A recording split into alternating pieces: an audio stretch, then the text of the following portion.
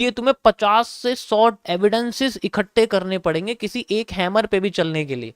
सोचो, एक हैमर है 1 डे के टाइम फ्रेम पे मान लो, लेकिन उसके लिए तुम्हें इसके लिए एविडेंस इकट्ठे करने की, क्या ये हैमर सपोर्ट पर है, क्या ये हैमर रेजिस्टेंस पर है, क्या ये हैमर आईएफसी पे है, क्या ये हैमर एफवीजी पर है, क्या ये हैमर रिजेक्शन ब्लॉक पे है, दिस दिस दिस करके करके करके करके, साथ में न्यूज, सीपीआई, और भी ज्यादा बहुत सारी चीजें, स्पीकर इवेंट, क्या ये सब चीजें इसके साथ इंक्लूड, ये सारी की सारी चीजें इसमें सब ऐड करते हैं। जब लगता है कि कोई ऐसी कैंडल है जिसके साथ इतने सारी चीजें सपोर्ट हो रही है, then we have a move. लेकिन इसके लिए बहुत मेहनत करनी पड़ती है, और जब एक यूज किया जाता है तगड़ी वाली execution, then we have a largest risk rewarding.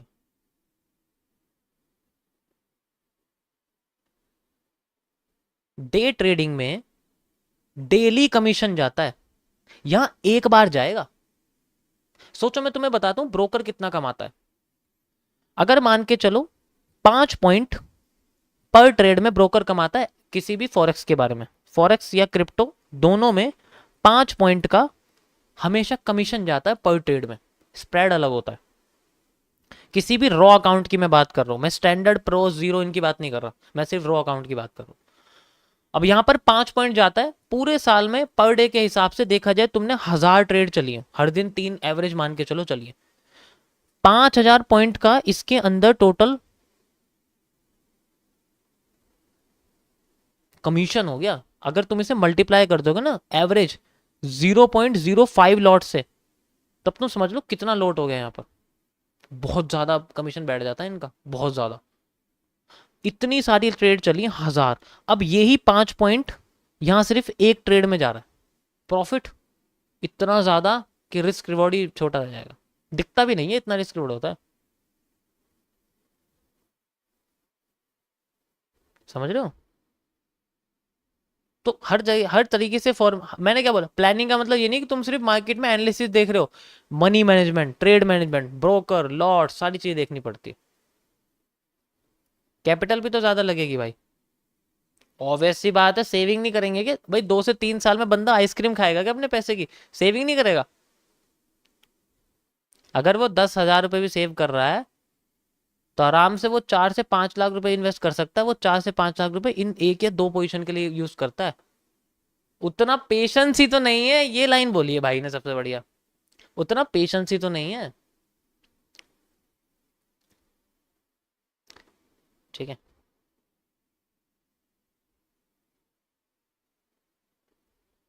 उतना पेशेंस ही तो नहीं है। जब मुझे कोई ऐसा एरिया मिलेगा ना मार्केट का, मैं तुम्हें जरूर उसका एनालिसिस बताऊंगा, बढ़िया से एनालिसिस करके बताऊंगा जब मुझे मिलेगा। अभी मुझे फिलहाल के लिए नहीं मिल रहा, मिलेगा तो मैं बताऊँ। अगर मैं इतना सब कुछ कर रहा हूँ तो सोचो, मैं ये सब, मैं तुम खुद सोचो, मैं भी तो डे ट्रेड कर सकता हूँ, मैं क्यों नहीं करता हूँ? मैं भी तो कर सकता हूँ डे ट्रेड, डेली ट्रेडिंग कर सकता हूँ, मुझे कोई दिक्कत ही नहीं है, बहुत बहुत आसान है मेरे लिए तो, ठीक है।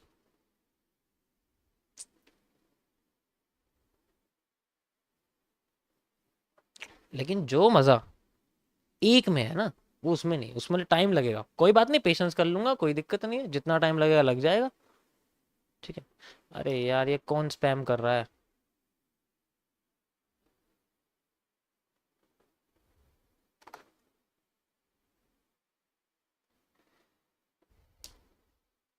समझे?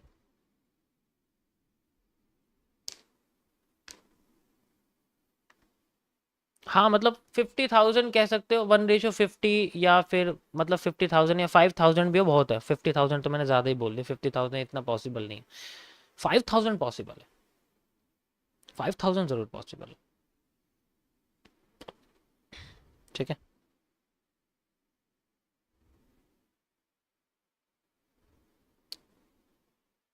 समझ आया सभी को? समझ आया? तो ये आफ्टर का था।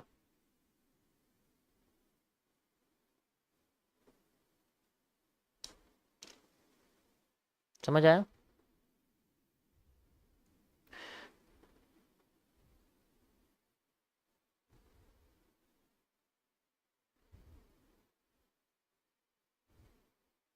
अगर तुम्हें लगता है ना कि तुम स्टॉक मार्केट से $1 बिलियन वेल्थ बना सकते हो, मैं बेशक नहीं हूँ बिलियनर, ठीक है, लेकिन मुझे पता है।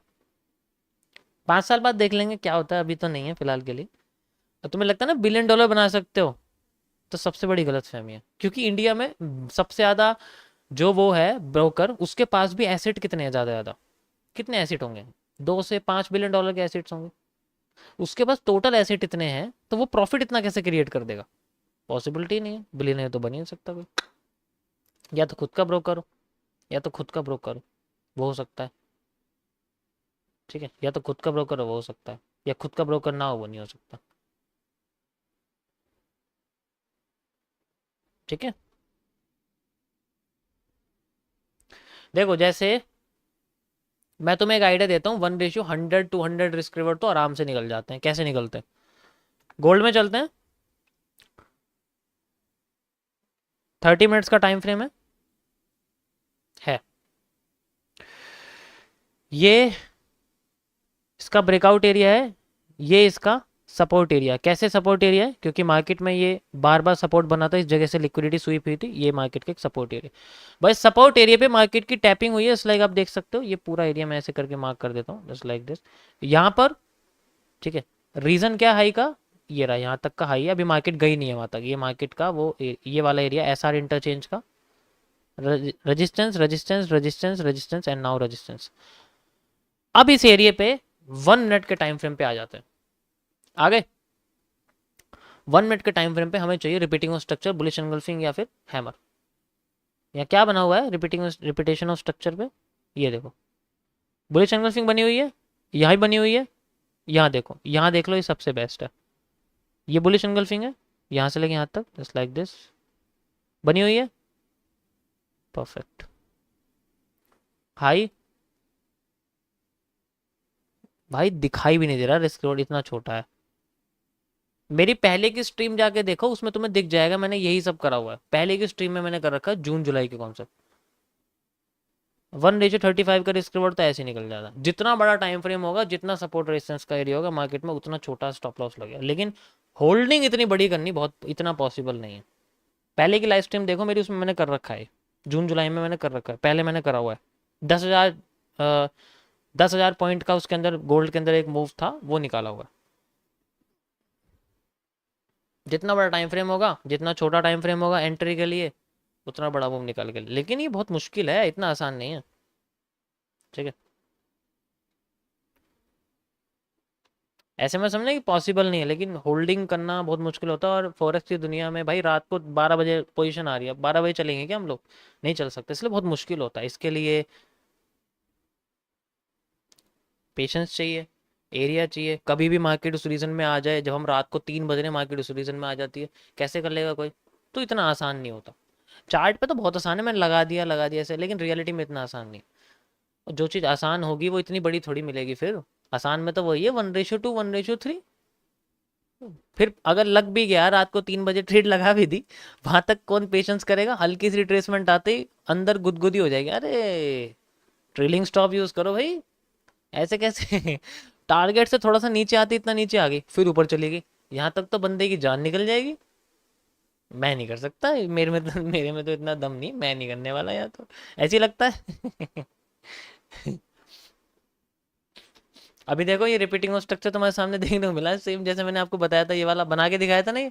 इसके बाद ये हिस्सा नीचे आई थी, देखो ये यहाँ से लेके स्टक, ये देखो यहाँ से सेम बिल्कुल, कोई फर्क नहीं है दोनों में। जस्ट लाइक ये एरिया था, देखो यहाँ पर ना तो यहाँ पर कुछ आया, ठीक है, ना यहाँ पर कुछ आया, सीधे मार्केट में रिवर्सल में बेस एंगल्फिंग आ गई यहाँ पर। यानी कि बुलिश पैटर्न नहीं आया इस रीजन में, रिवर्सल पैटर्न आ गया यहाँ पर, बेस एंगल्फिंग वाला। सेम देखो यहाँ पर आया हुआ है, जैसे यहाँ आया हुआ है ऐसे यहाँ रिपीटिंग स्ट्रक्चर्स, फिर से यहाँ पर, फिर से यहाँ पर, सेम। इसलिए तो मैं तुम्हें मेजर ये जो था, मैं तुम्हें यही तो बना के दिखा रहा था, यहाँ से लेके यहाँ तक ये जो था, यही तो बना के दिखा रहा था मैं तुम्हें, बड़ा करके जो बनाया था, ऐसे करके जो बड़ा करके दिखाया था तुम्हें, यही तो था। और क्या था ये? सेम यही तो बन रहा था, इसके बाद का जो मूव था। ओके,